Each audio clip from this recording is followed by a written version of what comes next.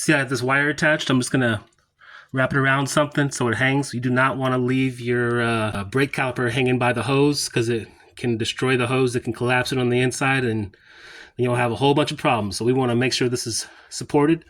One thing that can definitely be a issue and discouraging is removing the screw on your brake rotor. It is often going to be rusted in place.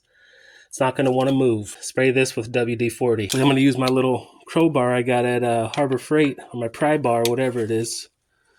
That gets in there really good. Still not quite there, and I'm concerned I don't want to strip this. If you did strip it, it's not the end of the world. You can very easily drill this. Of course, you'll have to get a new screw, and that's annoying. Or you can just not put a screw in there. As long as your lug nuts are torqued down appropriately, there's no way for this rotor to come flying off. I think technically the only reason the screw is here is because at the factory they put the rotors on before the wheels and it has to go down the assembly line. So they put this screw here to keep it in place. On older Hondas, they actually have 2 screws. So there's a little interesting factoid for you. You can almost never really get this in here how you want. Almost never. So another thing I like to do is get a flathead. So you can get this flathead in there.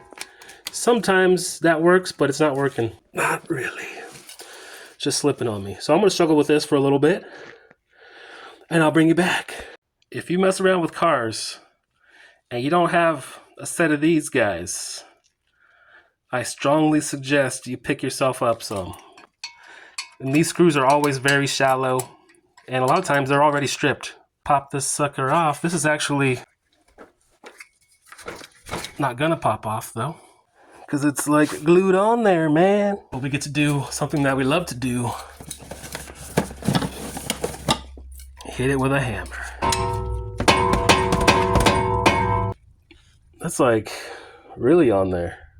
Be careful not to hit your dust guard. So it was glued on there with rust, but once again, my Harbor Freight pry bar got back here, got it in between. Just use the spindle, and boom, got it loose.